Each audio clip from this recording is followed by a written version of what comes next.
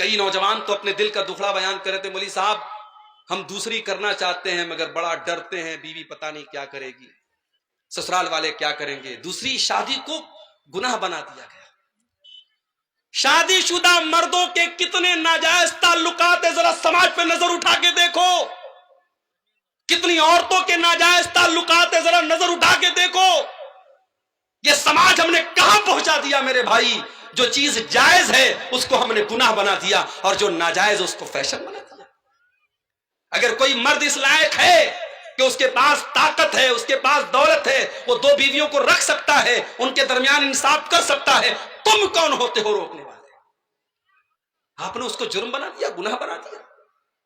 مجھے تو صحابہ کرام کی فہرست میں کوئی صحابی ایسے نظر نہیں آتے جن کی صرف ایک بیوی ہو۔ صحابہ کے یہاں عام تھا 2 3 4 نکاح وہ کیا کرتے تھے۔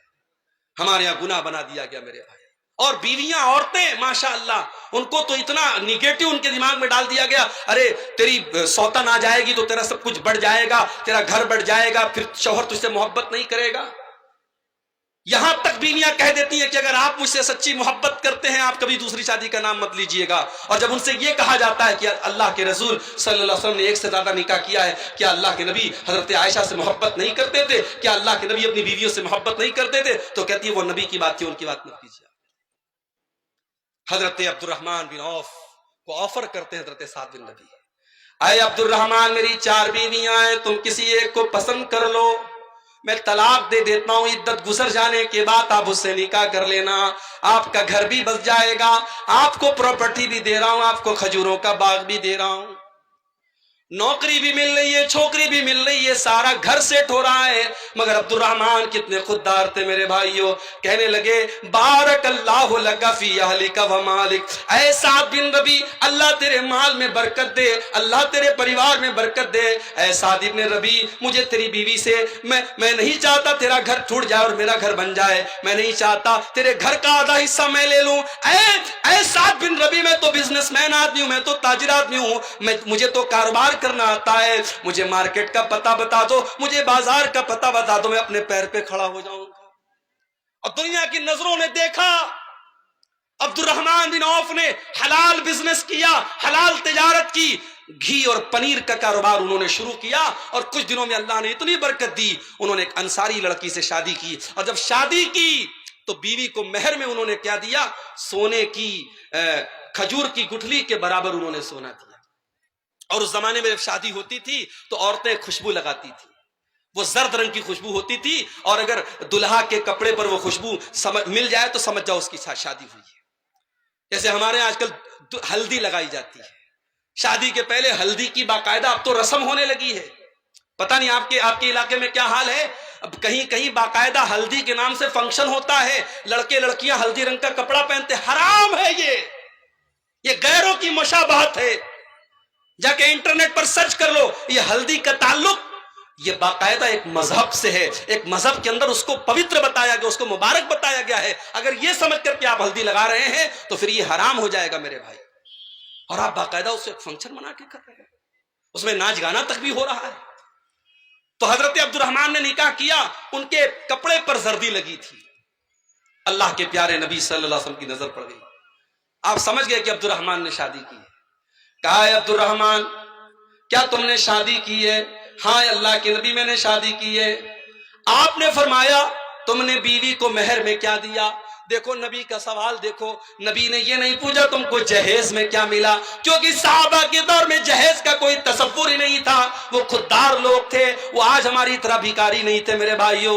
وہ نوجوان کتنا بڑا بھکاری ہے، وہ اچھی نوکری کر رہا ہے، اچھا پیسہ کما رہا ہے، مگر وہ اتنا بڑا بھکاری ہے، جب تک سسرال سے بیڈ نہ ملے وہ رات میں سوئے گا نہیں، جب تک سسرال سے فریج نہ ملے وہ ٹھنڈا پانی نہ پیے گا، جب تک سسرال سے اس کو گاڑی نہ ملے وہ روڈ پر گاڑی نہ چلائے گا۔ ارے تو اتنے پیسے کمانے کے باوجود ایک نمبر کا تو بھکاری بنا ہوا ہے۔ اللہ کے نبی اپنے صحابی سے سوال کرتے ہیں تو نے اپنی بیوی کو مہر میں کیا دیا؟ فرمایا نواتم من ذہب، اے اللہ کے رسول میں نے اپنی بیوی کو کھجور کی گٹھلی کے برابر سونا دیا ہے۔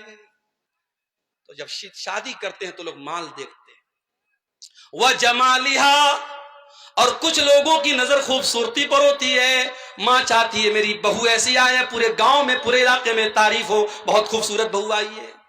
صرف خوبصورتی دیکھی جاتی ہے، صرف رنگ دیکھا جاتا ہے. اگر اچھی لڑکی دیکھ کے آئے سب کچھ اچھا ہے، دیندار ہے، نمازی ہے، پردہ کرنے والی ہے، لیکن رنگ تھوڑا سا دبا ہے تو ماں کر کے کہتی ہے رشتہ تو بہت اچھا تھا لیکن لڑکی کا رنگ تھوڑا سا دبا ہوا تھا، لڑکی کی ہائٹ تھوڑی سی کم تھی. او لوگوں، ان چھوٹی چھوٹی چیزوں کو توجہ نہ دو. وہ لڑکی جس کی ہائٹ تھوڑی کم اس کو بھی اللہ نے بنایا ہے، جس کا رنگ تھوڑا سا دبا ہوا ہے اس کو بھی اللہ نے بنایا ہے. اگر وہ دیندار ہے، پڑھی لکھی ہے، خوبصورت ہے، اگر وہ لڑکی اچھے خاندان کی ہے، اس کی دینداری کو دیکھ کر کے اس سے نکاح کر لو. اس چھوٹی سی بنیاد پر اس کے رشتے کو ریجیکٹ مت کرو. اللہ کے نبی کہتے کچھ لوگ خوبصورتی دیکھتے اور کچھ لوگ وَلِحَسَبِهَا اس کا خاندان دیکھتے ہیں، ہماری برادری سے میچ کرتی ہے کہ نہیں، ہمارے قبیلے سے میچ کرتی ہے کہ نہیں، جس خاندان سے ہم اس خاندان سے میچ کرتی ہے کہ نہیں. وَلِدِينِهَا اور کچھ لوگ لڑکی کی دینداری دیکھا کرتے ہیں. اللہ کے نبی فرماتے ہیں فَاظْفَرْ بِذَاتِ الدِّينِ جب تم لڑکی دیکھنے جاؤ تو دیندار لڑکی دیکھو، دیندار بیوی اپنے گھر میں لے کے آؤ، تم کامیاب ہو جاؤ گے. گھر کو جہنم سے بچانا ہے، بچوں کو جہنم سے بچانا ہے تو رشتوں میں میرے بھائیوں دینداری دیکھو. اور جب لڑکی کے لیے لڑکا دیکھنے جاؤ تب بھی دینداری دیکھو. اور میں ایک بڑی پوائنٹ کی بات بتا رہا ہوں اپنی بہنوں سے، کسی بے دین سے شادی کرنے سے بہتر ہے، کسی بے دین کی ایک لوتی بیوی بننے سے بہتر ہے کسی دیندار کی ایک عورت دوسری بیوی بن جائے، تیسری بن جائے. وہ انسان جس کے پاس دین نہیں ہے، جس کے پاس اخلاق نہیں ہے، وہ آج نہیں تو کل تمہیں پچھتانے پر مجبور کر دے گا. امام حسن بصری کے پاس ایک آدمی آیا، اس نے کہا امام صاحب میری بیٹی بہت خوبصورت ہے، بہت اچھی ہے، پڑھی لکھی ہے، کسورہ خطاب ہوا، میری لڑکی کے لیے بہت سارے رشتے آ رہے ہیں، میں اپنی بیٹی کی شادی کس سے کروں؟ غور سے سننا، امام حسن بصری جواب دیتے ہیں کہ اپنی بیٹی کی شادی زوجہ التقی، اپنی بیٹی کی شادی کسی متقی انسان سے کر دو، کسی ایسے انسان سے کر دو جو متقی ہو، جو پرہیزگار ہو، جو اللہ سے ڈرنے والا ہو. کیونکہ ایسا انسان جب تمہاری بیٹی سے شادی کرے گا، ان احبها اکرمها، اگر تمہاری بیٹی سے محبت کرے گا تو عزت دے گا، وان کریہها، اور اگر کسی وجہ سے میاں بیوی میں نبھاؤ نہ ہو سکا، اگر میاں بیوی میں محبت نہ ہو سکی تو آپ کی بیٹی کو وہ ذلیل نہیں کرے گا. دیندار انسان کو اپنا داماد بناؤ. اسی لیے اللہ کے پیارے نبی فرماتے ہیں اذا خطب الیکم ممن ترضون دینہ وخلقہ، جب تمہاری بیٹی کے لیے ایسا رشتہ آئے، لڑکا دیندار ہے، لڑکا اچھے اخلاق والا ہے، فزوجوہ، تو جلدی سے نکاح کر دو. یہ مت دیکھو کہ زیادہ کماتا ہے کہ نہیں کماتا ہے، ہمارے برابر کے لوگ ہیں کہ نہیں، پکا مکان بنائے کہ نہیں بنائے، سرکاری نوکری ہے کہ نہیں ہے. اگر لڑکا دیندار ہے، اگر لڑکا اچھے اخلاق والا ہے، اپنی بیٹی کی شادی اس لڑکے سے کر دو. الا تفعلوا، اگر تم ایسا نہیں کرو گے، تکن فتنۃ فی الارض وفساد عریض، تو زمین کے اندر فتنہ اور فساد پھیل جائے گا. اور فساد آج پھیل چکا ہے. سماج کے اندر زناکاری اور بدکاری اتنی تیزی سے بڑھ رہی ہے کہ شاید آپ کو اندازہ نہیں ہے. 9-10 سال کی بچیاں، 13-14 سال کے بچے، آج ان کے بھی ریلیشن سے، ان کے بھی تعلقات ہیں، ان کے بھی موبائل پر ان کے بھی چکر چل رہے ہیں. سماج اس مہانے پر اور اس دہانے پر جا کے کھڑا ہے میرے.